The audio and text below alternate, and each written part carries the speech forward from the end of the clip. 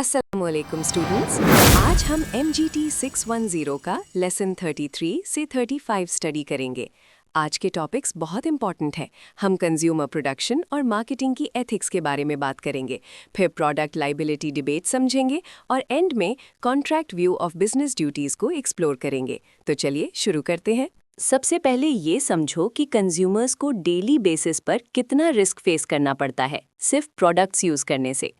इस bar chart में देखिए कि 1992 में सिर्फ टॉयज, नर्सरी इक्विपमेंट और प्लेग्राउंड इक्विपमेंट से 5,85,000 से ज़्यादा इंजरीज हुई जिन्हें हॉस्पिटल ट्रीटमेंट की ज़रूरत पड़ी। अब आगे देखिए, होम फर्निशिंग से रिलेटेड इंजरीज का नंबर था 2,05,500 और होम कंस्ट्रक्शन मटेरियल से 3,47,600 लोगों को इमरजेंसी ट्रीटमेंट चाहिए थी। इसके बाद ऑटो रिलेटेड एक्सीडेंट्स को देखें।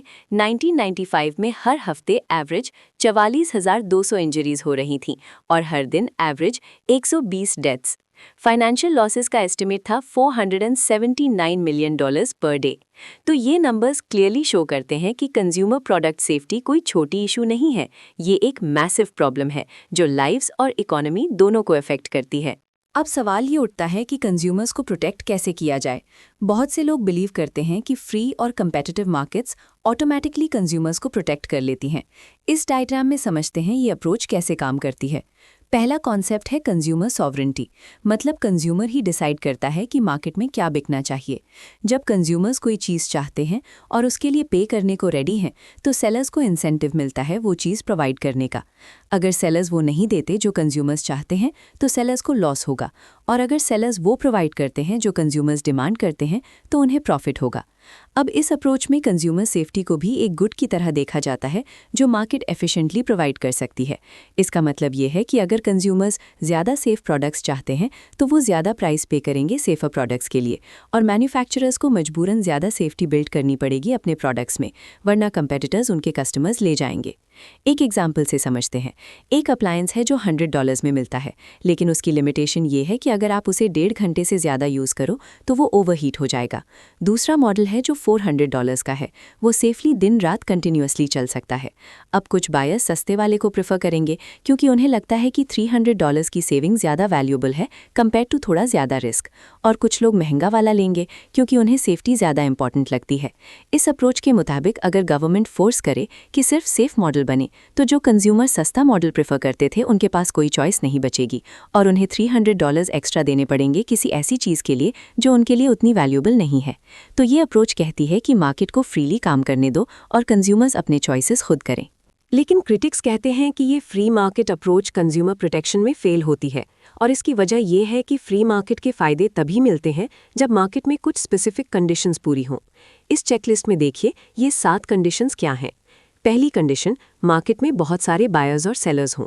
दूसरी, हर कोई फ्रीली मार्केट में एंटर और एग्जिट कर सके।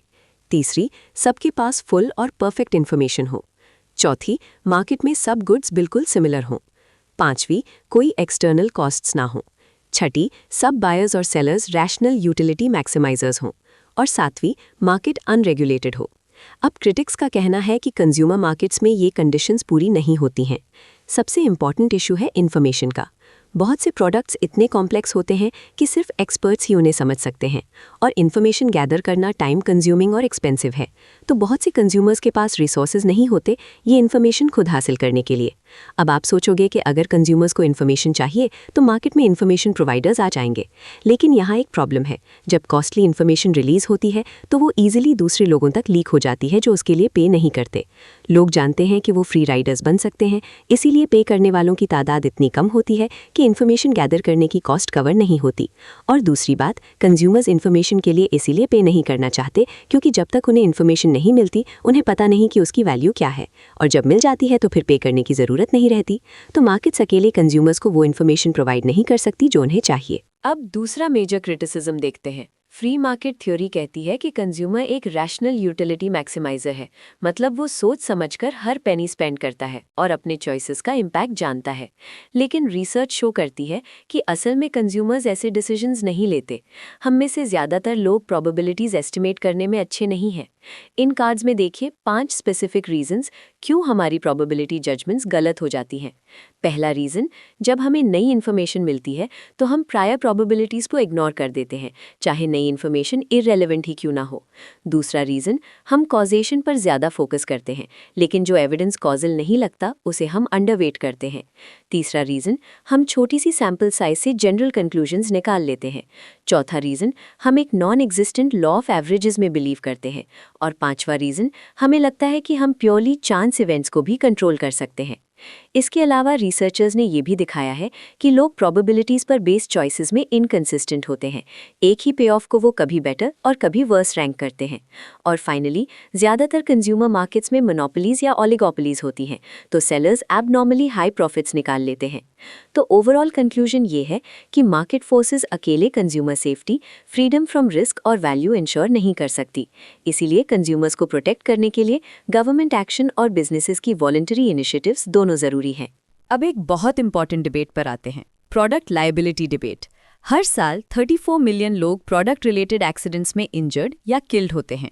ये इंजरीज 1 से 36 साल की उम्र के लोगों में डेथ की सबसे बड़ी वजह है, कैंसर और हार्ट डिजीज से भी ज़्यादा। इस टेबल में देखिए मैन्युफैक्चरर्स का आर्ग्यूमेंट कि कंज्यूमर्स को ज़्यादा रिस्पॉन्सिबिलिटी लेनी चाहिए। पहला पॉइंट, 1960 से प्रोडक्ट लायबिलिटी केसेस में स्टेडी इंक्रीज हुआ है। 1974 में सिर्फ 1500 federal product liability suits file हुए थे, जबकि 1986 में ये नंबर 13,500 हो गया। इसका इम्पैक्ट ये हुआ कि इंश्योरेंस प्रीमियम्स बहुत ज़्यादा बढ़ गए और मैन्युफैक्चरर्स की लीगल कॉस्ट्स भी बहुत बढ़ गईं। एवरेज कॉर्पोरेशन की लिटिगेशन एक्सपेंसेस का 60% आज प्रोडक्ट लायबिलिटी केसेस हैं। दूसरा पॉइंट, इकोनॉमी पर भी असर हुआ। कॉन्फ्रेंस बोर्ड की रिपोर्ट के मुताबिक 15% कॉर्पोरेशंस ने वर्कर्स को ले ऑफ किया प्रोडक्ट लायबिलिटी कॉस्ट्स की वजह से, और 8% को प्लांट्स बंद करने पड़े। तीसरा पॉइंट, इंटरनेशनल कंपटीशन भी अफेक्ट हुई, क्योंकि दूसरे कंट्रीज में मैन्युफैक्चरर्स की लायबिलिटी लिमिटेड होती है और लॉसूट्स कम होते हैं, तो वो सस्ते प्रोडक्ट्स ऑफर कर सकते हैं। चौथा पॉइंट, लायबिलिटी के डर से लाइफ सेविंग ड्रग्स और डिवाइसेस मार्केट में नहीं आ पाते। 39% कंपनीज ने नए प्रोडक्ट्स की इंट्रोडक्शन डिले की या प्रोडक्ट्स डिसकंटिन्यू किए। फार्मास्यूटिकल इंडस्ट्री सबसे ज़्यादा अफेक्टेड हुई। सिर्फ एक कंपनी यूएस में वैक्सीन्स मैन्युफैक्चर करती है, क्योंकि लॉसूट्स का रिस्क बहुत ज़्यादा है। एड्स वैक्सीन्स भी लॉसूट प्रोटेक्शन के बिना मार्केट में नहीं आ सकती। और फाइनली, मैन्युफैक्चरर्स का ये भी कहना है कि मॉरली किसी को लायबल होल्ड करना गलत है अगर वो इंजरीज प्रिवेंट ही नहीं कर सकता था। कंपनीज एक्सटेंसिव रिसर्च और टेस्टिंग करती हैं और वार्निंग्स लगाती हैं, तो अगर फिर भी इंजरी हो तो कंज्यूमर की भी रिस्पॉन्सिबिलिटी बनती है। अब दूसरा पर्सपेक्टिव देखते हैं कंज्यूमर एक्टिविस्ट्स का, कि मैन्युफैक्चरर्स को ज़्यादा रिस्पॉन्सिबिलिटी लेनी चाहिए। इस कंपैरिजन टेबल में दोनों साइड्स कंपेयर करते हैं। पहली बात, जो ये कहा जाता है कि प्रोडक्ट लायबिलिटी सूट्स में एक्सप्लोजन हुआ है, वो एक्चुअली एक मिथ है। रैंड कॉर्पोरेशन की स्टडी ने शो किया कि हाँ, सूट्स बढ़े हैं, लेकिन आधे से ज़्यादा सूट्स सिर्फ कुछ ही कंपनीज के अगेंस्ट थीं, स्पेसिफिकली एस्बेस्टॉस और फार्मास्यूटिकल कंपनीज के अगेंस्ट मास लिटिगेशन। गवर्नमेंट अकाउंटिंग ऑफिस ने भी कंफर्म किया कि इन फ्यू केसेस के अलावा सूट्स में रैपिड एक्सेलरेशन नहीं हुई। दूसरी बात, ये क्लेम की लायबिलिटी डोमेस्टिक कंपनीज को इंटरनेशनली लेस कम्पिटिटिव बनाती है, ये भी एक्यूरेट नहीं है, क्योंकि फॉरेन कंपनीज जो यूएस में सेल करती हैं उन्हें भी सेम लायबिलिटी लॉस फॉलो करने पड़ते हैं, और जब अमेरिकन कंपनीज अब्रॉड कम्पीट करती हैं तो उन्हें भी सेम एडवांटेजेस मिलते हैं। अब जस्टिस का आर्ग्यूमेंट देखते हैं। कंज्यूमर एक्टिविस्ट्स कहते हैं कि डिफेक्टिव प्रोडक्ट मैन्युफैक्चरर ने बनाया है, तो उसकी कॉस्ट मैन्युफैक्चरर को उठानी चाहिए, और जो पार्टी ज़्यादा एबल है पे करने में उस पर ज़्यादा बर्डन होना चाहिए, और वो मैन्युफैक्चरर्स हैं जो एडवांस में जानते हैं कि लायबिलिटी का रिस्क है और वो कॉस्ट प्रोडक्ट्स की प्राइस में बिल्ड कर सकते हैं। मैन्युफैक्चरर्स के पास रिसर्च एक्सपर्टीज़ है, लेबॉरेटरीज़ हैं, इंजीनियरिंग नॉलेज है और बजट्स हैं रिस्क असेस करने के लिए। कंज्यूमर्स के पास ये सब नहीं है। और फाइनली, ये क्लेम कंज्यूमर्स फ्रीली चूज करते हैं अनसेफ प्रोडक्ट्स, एक्टिविस्ट्स कहते हैं कि कंज्यूमर्स वो फुली अनइन्फॉर्म्ड होते हैं, कुछ फंक्शनली इलिटरेट हैं, कुछ बहुत यंग हैं इन्फॉर्म चॉइसेस करने के लिए। एक्चुअली मैन्युफैक्चरर्स ने फ्री चॉइस की है सेफ्टी कॉम्प्रोमाइज करने की, तो कॉन्सिक्वेंसेस भी उन्हें एक्सेप्ट करने चाहिए। अब हम लेसन 35 पर आते हैं, the contract view of business duties to consumers. इस डायग्राम में समझते हैं कि ये व्यू क्या कहता है। इस व्यू के मुताबिक बिजनेस फर्म और कंज्यूमर के बीच का रिलेशनशिप एसेंशियली एक कॉन्ट्रैक्चुअल रिलेशनशिप है। जब एक कंज्यूमर प्रोडक्ट खरीदता है तो वो वॉलंटरीली एक सेल्स कॉन्ट्रैक्ट में एंटर करता है बिजनेस फर्म के साथ। फर्म फ्रीली और नोइंगली अग्री करती है कि वो कंज्यूमर को एक स्पेसिफिक कैरेक्टरिस्टिक्स वाला प्रोडक्ट देगी, और कंज्यूमर फ्रीली और नोइंगली अग्री करता है कि वो एक स्पेसिफिक अमाउंट पे करेगा उस प्रोडक्ट के लिए। क्योंकि दोनों पार्टीज ने वॉलंटरली ये एग्रीमेंट किया है, इसीलिए फर्म की ड्यूटी है कि वो प्रोडक्ट उन कैरेक्टरिस्टिक्स के साथ प्रोवाइड करे और कंज्यूमर का कॉरेस्पॉन्डिंग राइट है कि उसे वो प्रोडक्ट मिले। अब इस व्यू की फिलॉसफिकल फाउंडेशन समझते हैं। कांट ने 2 जस्टिफिकेशंस दी हैं। पहली, अगर आप कॉन्ट्रैक्ट तोड़ोगे तो ये एक ऐसी प्रैक्टिस है जो यूनिवर्सलाइज नहीं हो सकती। मतलब अगर सब लोग कॉन्ट्रैक्ट्स तोड़ने लगे तो कॉन्ट्रैक्ट का सिस्टम ही खत्म हो जाएगा। दूसरी, कॉन्ट्रैक्ट तोड़ना दूसरे इंसान को मीन्स की तरह ट्रीट करना है, एंड की तरह नहीं। रॉल्स की थ्योरी भी जस्टिफाई करती है ये व्यू। रॉल्स कहता है कि हमारी फ्रीडम तब एक्सपैंड होती है जब कॉन्ट्रैक्चुअल राइट्स और ड्यूटीज रिकॉग्नाइज होती हैं। अगर एक एनफोर्स्ड सिस्टम हो जो लोग को मजबूर करे कि वो अपने कॉन्ट्रैक्ट्स फुलफिल करें, तो लोगों को अश्योरेंस मिलेगी कि कॉन्ट्रैक्ट्स का रिस्पेक्ट होगा और तभी लोग एक दूसरे पर ट्रस्ट कर पाएंगे। अब ये समझो कि कॉन्ट्रैक्ट में एंटर करना कुछ सेकेंडरी मॉरल कंस्ट्रेंट्स के सब्जेक्ट है। इस चेकलिस्ट में देखिए 3 इंपॉर्टेंट कंस्ट्रेंट्स। पहला कंस्ट्रेंट, दोनों पार्टीज को कॉन्ट्रैक्ट की नेचर के बारे में फुल नॉलेज होनी चाहिए। मतलब दोनों को पता होना चाहिए कि वो किस चीज़ पर अग्री कर रहे हैं। दूसरा कंस्ट्रेंट, कोई भी पार्टी इंटेंशनली फैक्ट्स को मिसरिप्रेजेंट नहीं करेगी कंट्रैक्चुअल सिचुएशन में। तीसरा कंस्ट्रेंट, कोई भी पार्टी ड्यूरेस या अनड्यू इन्फ्लुएंस के अंडर कॉन्ट्रैक्ट में एंटर नहीं करेगी। अब ये कंस्ट्रेंट्स जस्टिफाई भी होती है सेम आर्ग्यूमेंट से। कांट कहता है कि मिसरिप्रेजेंटेशन यूनिवर्सलाइज नहीं हो सकती। रॉल्स कहता है कि अगर मिसरिप्रेजेंटेशन अलाउड हो तो डिसेप्शन का डर लोगों को कॉन्ट्रैक्ट्स में एंटर करने से रोकेगा और सोसाइटी में फ्रीडम कम होगी। लेकिन इन कंस्ट्रेंट्स को एक और तरीके से भी जस्टिफाई किया जा सकता है। कॉन्ट्रैक्ट का कॉन्सेप्ट ही ये डिमांड करता है कि ये कंडीशंस पूरी हों। कॉन्ट्रैक्ट एसेंशियली एक फ्री एग्रीमेंट है। एग्रीमेंट तभी एग्जिस्ट कर सकता है जब दोनों पार्टीज को पता हो कि वो किस चीज़ पर अग्री कर रहे हैं। इसीलिए फुल नॉलेज और मिसरिप्रेजेंटेशन की एब्सेंस ज़रूरी है। और फ्रीडम का मतलब है कोअर्जन की एब्सेंस। इसीलिए कॉन्ट्रैक्ट्स में ड्यूरेस या अनड्यू इन्फ्लुएंस नहीं होनी चाहिए। अब देखते हैं कि कॉन्ट्रैक्चुअल थियरी के मुताबिक बिजनेस की कंज्यूमर्स के टुवर्ड्स 4 मेन मॉरल ड्यूटीज हैं। इन कार्ड्स में देखिए ये 4 ड्यूटीज। पहली ड्यूटी, बेसिक ड्यूटी, ये है कि बिजनेस अपने सेल्स कॉन्ट्रैक्ट की टर्म्स कंप्लाई करे। दूसरी ड्यूटी, प्रोडक्ट की नेचर डिस्क्लोज करे। तीसरी ड्यूटी, मिसरिप्रेजेंटेशन से बचे। और चौथी ड्यूटी, ड्यूरेस और अनड्यू इन्फ्लुएंस यूज ना करे।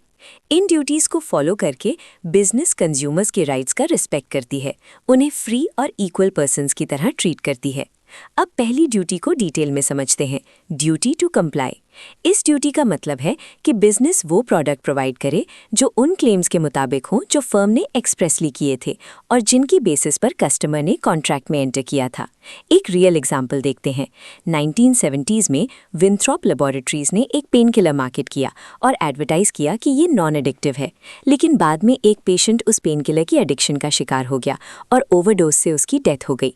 कोर्ट ने विंथ्रॉप लेबोरेटरीज को लायबल पाया क्योंकि उन्होंने एक्सप्रेसली क्लेम किया था कि ड्रग नॉन एडिक्टिव है, लेकिन वो क्लेम पूरा करने में फेल हुए। ये ड्यूटी टू कंप्लाई की वायोलेशन थी। इसके अलावा एक्सप्रेस क्लेम्स के साथ साथ इम्प्लाइड क्लेम्स भी होती हैं। मतलब अगर सेलर जानता है कि बायर किसी स्पेसिफिक पर्पस के लिए प्रोडक्ट खरीद रहा है और सेलर ने उसे ये बिलीव कराया है कि प्रोडक्ट उस पर्पस के लिए सेफ है, तो सेलर मॉरली बाउंड है वो प्रोडक्ट उस पर्पस के लिए सूटेबल प्रोवाइड करने के लिए। अब अगले 2 इंपॉर्टेंट ड्यूटीज समझते हैं। पहली ड्यूटी, नॉट टू मिसरिप्रेजेंट को देखते हैं। इस डेफिनेशन कार्ड में समझिए, मिसरिप्रेजेंटेशन तब होती है जब सेलर डिलिबरेटली बायर को धोखा देने के लिए प्रोडक्ट को ऐसे रिप्रेजेंट करता है कि बायर कुछ ऐसा सोचे जो सेलर जानता है कि गलत है। मिसरिप्रेजेंटेशन फ्रीडम ऑफ चॉइस को इम्पॉसिबल बना देती है, क्योंकि जो इंसान इंटेंशनली मिसलीड किया गया है वो वैसे एक्ट करता है जैसे डिसीवर चाहता है, ना कि जैसे वो इंसान खुद फ्रीली चूज करता अगर उसे सच पता होता। अब डिसेप्शन 2 तरीकों से क्रिएट हो सकती है। पहला तरीका है वर्बल लाई, जैसे एक यूज्ड मॉडल को न्यू बता देना। दूसरा तरीका है जेस्चर या इम्प्लीकेशन से, जैसे एक अनमार्क्ड यूज्ड मॉडल को नए मॉडल्स के साथ डिस्प्ले करना। दोनों इक्वली रॉन्ग हैं। डिलिबरेट इंटेंट टू मिसरिप्रेजेंट चाहे एक्सप्लिसिट लाई हो या फॉल्स इम्प्लीकेशन, दोनों गलत हैं। अब ड्यूटी नॉट टू कोअर्स समझते हैं। लोग अक्सर इर्रेशनल एक्ट करते हैं जब वो फियर या इमोशनल स्ट्रेस में होते हैं। जब सेलर बायर के फियर या इमोशनल स्ट्रेस का फ़ायदा उठाता है कंसेंट एक्सट्रैक्ट करने के लिए, ऐसी अग्रीमेंट के लिए जो बायर रैशनल स्टेट में कभी नहीं करता, तो ये ड्यूरेस या अनड्यू इन्फ्लुएंस कहलाता है। एक एग्जाम्पल देखते हैं।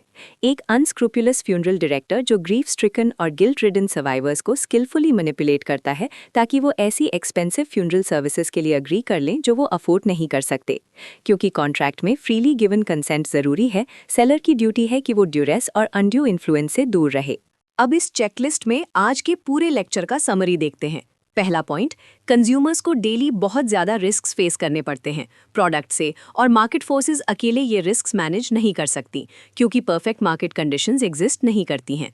दूसरा पॉइंट, प्रोडक्ट लायबिलिटी डिबेट में दोनों साइड्स के वैलिड आर्ग्यूमेंट्स हैं। मैन्युफैक्चरर्स कहते हैं एक्सेसिव लायबिलिटी इनोवेशन रोक देती है और कंज्यूमर्स को रिस्पॉन्सिबिलिटी लेनी चाहिए, जबकि एक्टिविस्ट कहते हैं मैन्युफैक्चरर्स के पास रिसोर्सेज और एक्सपर्टीज है तो उन्हें ज़्यादा रिस्पॉन्सिबिलिटी लेनी चाहिए। तीसरा पॉइंट, कॉन्ट्रैक्ट व्यू के मुताबिक बिजनेस और कस्टमर का रिलेशनशिप एक कॉन्ट्रैक्ट है और बिजनेस की 4 मेन ड्यूटीज हैं: कंप्लाई करना, डिस्क्लोज करना, मिसरिप्रेजेंट नहीं करना और कोअर्स नहीं करना। ये सब ड्यूटीज कंज्यूमर्स के राइट्स को रिस्पेक्ट करती हैं, उन्हें फ्री और इक्वल पर्सन्स की तरह ट्रीट करके। स्टूडेंट्स, ये 3 लेसन्स बहुत इंपॉर्टेंट हैं क्योंकि ये हमें समझाते हैं कि बिजनेसेस की कंज्यूमर्स के टुवर्ड्स क्या एथिकल रिस्पॉन्सिबिलिटीज़ हैं। अल्लाह हाफिज़।